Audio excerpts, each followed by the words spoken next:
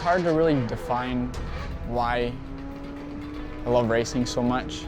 I'm really competitive the way that I am. I have been since I was little. So that competitive edge drives me. Also, for the love of the sport.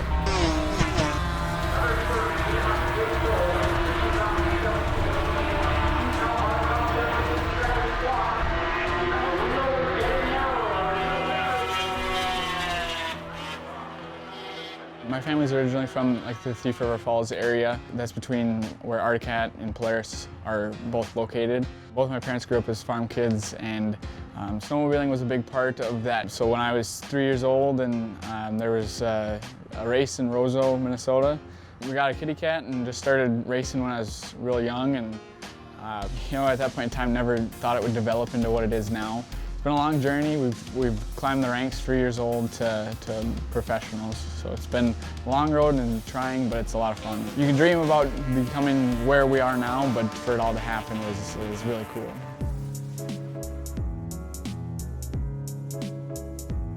I was always a bigger kid. Power to weight ratio was quite a bit off, and we didn't win a whole lot of races, but when we got to big sleds, like we race now, it came a lot more naturally to me than it did to some of the other kids who fit on the small snowmobiles. They were really fast racing those. I was really fast racing a bigger sled. So I really got a competitive edge when I was between the ages of 10 and 12, 13. When we got to that level, it was so apparent to me that we could continue to get better and win races at higher levels, and it just fueled myself to continue to develop as a driver, for us to continue to develop as a team, whether we're clutching, all the mechanical parts that go into snowmobile racing, and that ultimately led up to where we are today. The dangers of racing you're always conscious of them. I try to outfit myself with the best protective gear that I can. Helmets are a big deal. Through my bad crash, my helmet saved my life. So I've got the best equipment that I feel I can get my hands on. So that's part of it, being ready.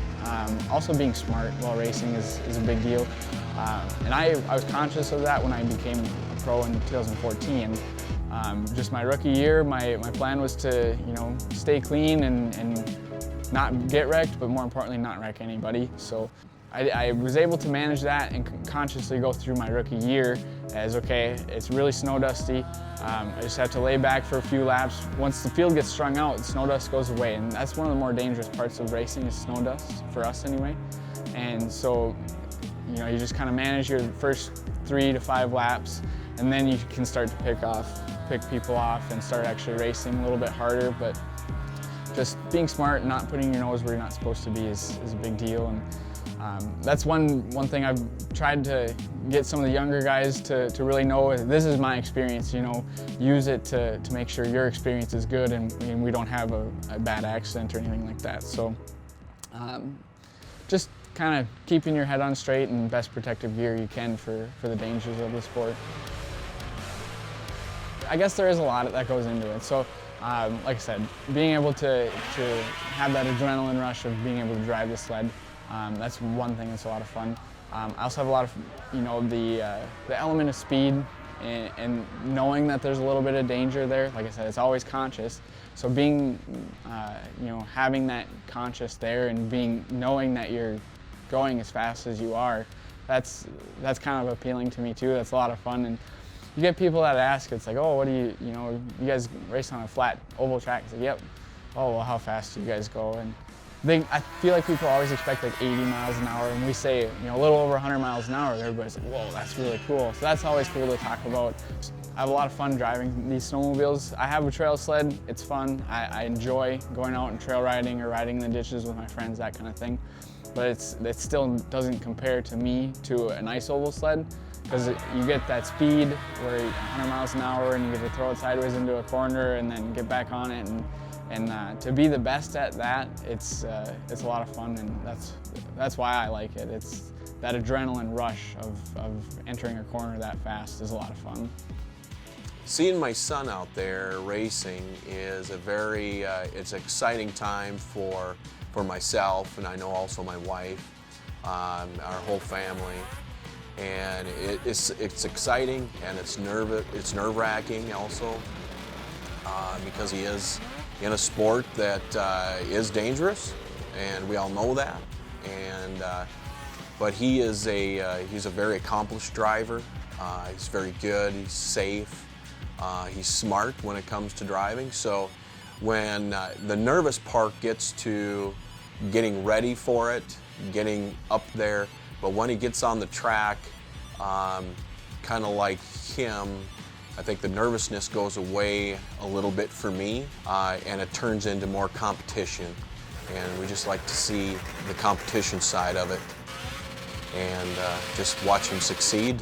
And again, it's a family thing.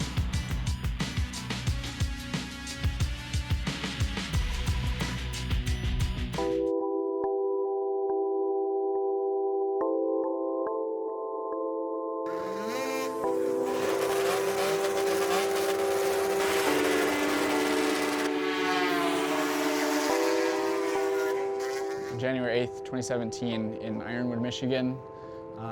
Myself and Matt Gady were in the final TLR Cup race. We got into the final, we got 2 laps in, Matt's engine blew. He was turned back into the racing groove, so his sled was slowing down, and apparently I didn't see him. I don't remember it. I was rushed to the hospital, and then we were flown to Wausau, Wisconsin, which is, I don't even know how far away it is, but it's not real close. So it was life flighted there, and then we spent like a day there, and then I was driven to the U of M in Minneapolis for surgery. So I had some brain bleeding, had a traumatic brain injury, just kind of a real hazy event now. I see my buddies like messing around on 4-wheelers or something like that at home, and it's like, man, put a helmet on. One of the biggest learning curves that I had was the crash.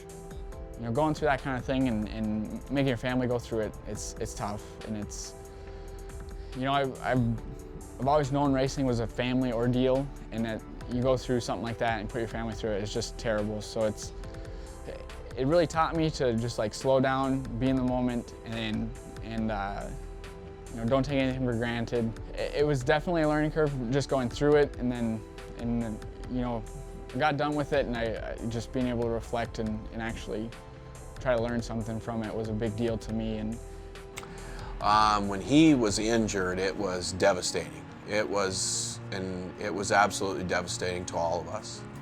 To tell you the truth, I remember most of it, but I don't remember some of it. So you can imagine the thoughts that were going through your head at the time of, you just watch your son get in a horrific accident, and just hoping he'll come out the other side okay. So there was a lot of emotion at that time, and a lot of emotion on just his well-being. To follow that up, there was a lot of emotion about whether or not we're going to do this anymore, just because of the aspects of the danger of this sport. I've had a lot of really, really good support, and it's very apparent in the times of trouble. You get to really see where everybody's at, and the support through that kind of stuff, just more than I can ask for. This is, to us, a family sport, so we're always out here with mom, dad, my sister, my girlfriend. Grandparents and aunts and uncles all come when they can, and so it's really a big family ordeal to us, and my family's support has been unwavered, and it's a big deal to me. Big family team, so my dad does all of our crew chief stuff, makes decisions when it comes to clutching. I'm kind of our suspension guy, and he's kind of figured that out, and you know, you do whatever you need to do to make it go around the corner, and you know, whenever we go testing, whenever we're out, you know, racing, any of that kind of stuff, he's always there. My mom, she's very supportive too. She comes to all the races.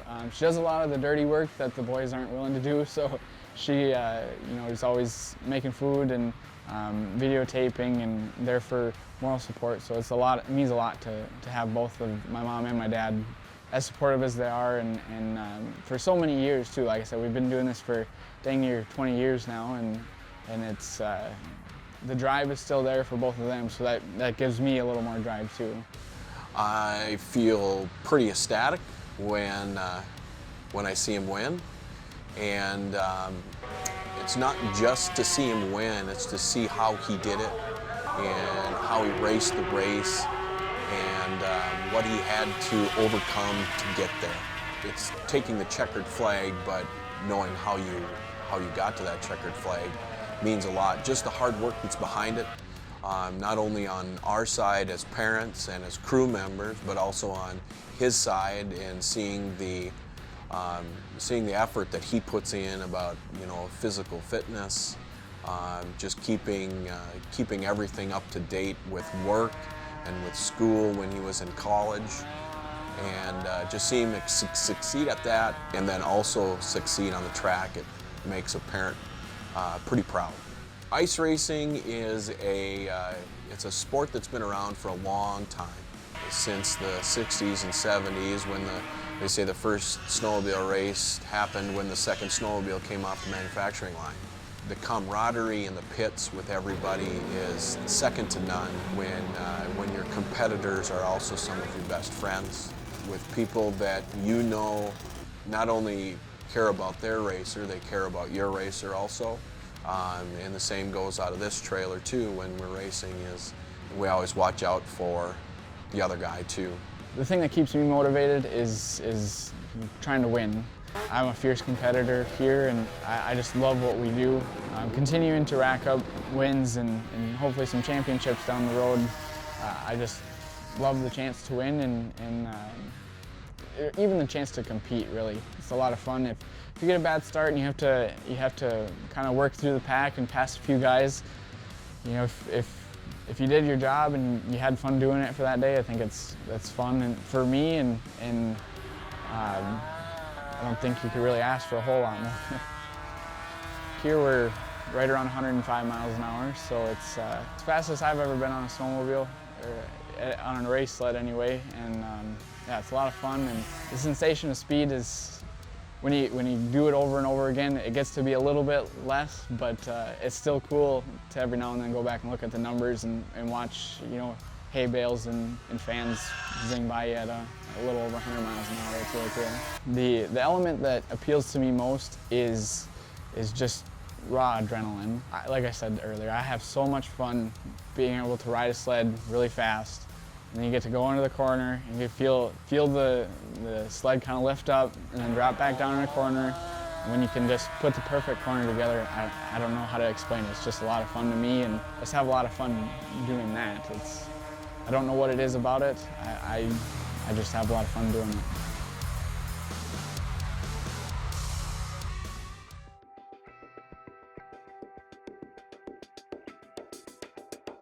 Training is a big part of oval racing in my mind.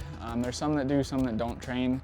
I feel like it gives me a competitive edge being able to be physically fit towards the end of races, and be able to continue to push the sled and myself towards the end of a race when other guys are letting off early because they're tired. I feel like it puts the complete racer together, so that when you are at the end of races, you can pick off people and be strong to the end.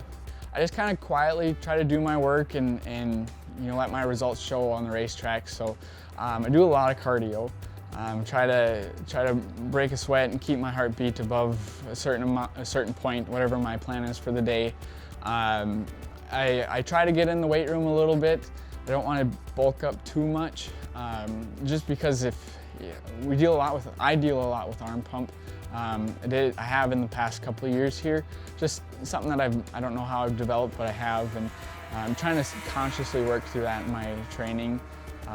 So that's, you know, I don't want to bulk up too much, otherwise get too much blood flow lost in your arms, and then you're basically shot for the rest of a race anyway. So yeah, I'm doing a lot of cardio. Do a lot of circuit training too, which is cardio, and then you get a little bit of physical endurance in too, as far as my arms and that kind of thing go. So that's kind of where I direct my training to. I do so many different parts that just try to keep keep the body moving in a lot of different ways. Balancing racing with everyday life, it can be a challenge. In college, I was able to work with my professors, make sure I had my work done on time. I had to be self-disciplined to do that kind of stuff, you know, do my homework on time, get good grades, basically graduate my 4 years and continue to be a professional snowmobile racer. And on top of that, you gotta get all your discipline in for racing too.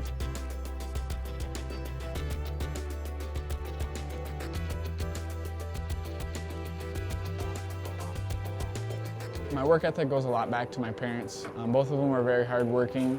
I was never cut a whole lot of slack at home, whether it was homework or chores or that kind of thing. So that's one thing that's really driven me, and I've always been told by both of them, you know, you put your head down, you get your work done, you do a good job, the world's going to reward you. And I think I carried a lot of that mentality into my cross-country career in high school. I was not the fastest guy ever. I had a lot of fun in cross-country. I had a lot of good friends that I'm still very good friends with today.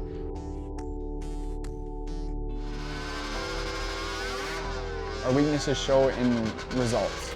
And it's normally clear where you're lacking as far as racing, whether it's, for us, we've had a tough time when we were young, tough time developing a good start. So, you know, a lot of our focus the past 3 years has been getting a good start or a good hole shot. So that's part of one of like our teams.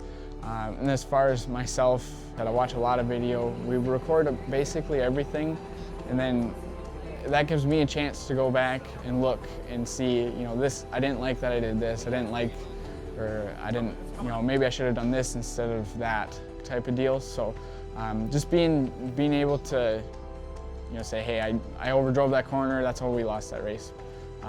So I have to fix that and be subconscious of it next time is a big deal. Like I said, sometimes it's mostly frustrating. It can be a little disappointing, but like I said, I think life goes on after that, and you just have to, we always focus on what's next, trying to be better the next time. When you exceed your goals, it's definitely, first I think it's a sigh of relief, like, oh boy, thank goodness, all of our work paid off, all of our time and effort, and all that's finally paid off, and you know, it's just a sense of accomplishment is gratifying. So you get to, like last year at the World Championships, when we weren't really in place to win it straight up, but with the events that occurred and how we ended up winning that race, and I still look back sometimes in disbelief, and you just say to yourself, man, I can't believe that we did that. For me, watching my son interact with just on the track and with other people, it's just over the years, he's been doing it since he was about 3.5 to 4 years old, and just watching him grow up and work with people, I think it has taught him a lot of great life lessons coming as he's growing up. Just how to talk with people, how to work with people. It's taught him how to be a good competitor. It's not always, you don't always win. You just don't always win all the time. And it also teaches you to be a good winner and also a good loser, and be very humble. And that's kind of the things that make me the most proud, is to see him succeed, of course, as a father. You always want to see your kids succeed. And I think seeing him being successful and also humble at the same time, that's the biggest joy for me. We just want to win races this year, and I think our focus is on that, and I think Wall Brothers' focus is on it too, and that's why we've joined up together and is to win races. And we always worked with the Wall Brothers, but now being more a part of their team, I think even just in day one here, I think we're a little bit ahead of where we would have been. So I think the focus is on getting through the year and winning races, and it's always been a focus of mine too, is, you know, stay clean, don't crash. It's always nice to have a good looking sled at the end of the year too. The big thing that I've learned is there's really no quit in me. I don't just especially with the crash, like we continue to go and continue to push. Last year's World Championship, I mean, it could have been over, 10, 20 laps into it, and I could have just given up and let it go. But there's just something in me that's always, continue and finish and push